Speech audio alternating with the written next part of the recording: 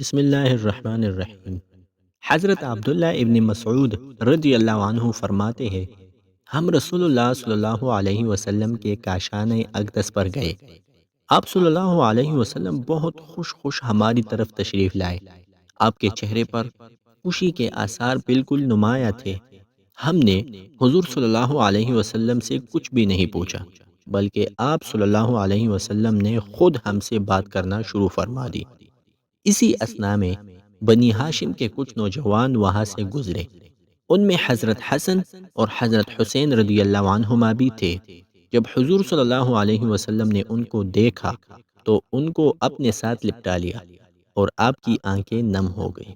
ہم نے عرض کیا، یا رسول اللہ صلی اللہ علیہ وسلم، ہم آپ کے چہرے پر پریشانی کے آثار دیکھ رہے ہیں۔ آپ صلی اللہ علیہ وسلم نے فرمایا، ہم اہل بیت کے لیے اللہ تعالیٰ نے دنیا پر آخرت کو ترجیح دی ہے۔ میرے بعد میرے اہل بیت کو شہروں سے جلاوطنی اور تفریق کا سامنا ہوگا، حتیٰ کہ مشرق کی جانب سے کالے جھنڈوں والی جماعت نمودار ہوگی۔ وہ حق مانگیں گے لیکن ان کو حق نہیں دیا جائے گا۔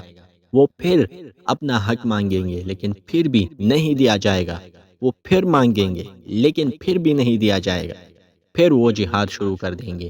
اللہ تعالیٰ ان کو فتح سے ہمکنار کرے گا۔ تم میں سے جو بھی ان کو پائے یا تمہاری نسلوں میں کوئی ان کو پائے تو اس کو چاہیے کہ وہ میرے اہل بیت کے سامنے آئے، اگرچہ اس کو برف پر چوتڑوں کے بل گھسٹ کر ہی آنا پڑے، کیونکہ وہ ہدایت کے جھنڈے ہوگے۔ وہ سب میرے اہل بیت کے ایک آدمی کو دیے جائیں گے، جس کا نام وہی ہوگا جو میرا نام ہے، جس کے والد کا نام بھی وہی ہوگا جو میرے والد کا نام ہے۔ وہ زمین کا مالک ہوگا، وہ زمین کو عدل و انصاف سے بھر دے گا، جس طرح کہ اس کے آنے سے پہلے زمین ظلم و ستم سے بری ہوگی۔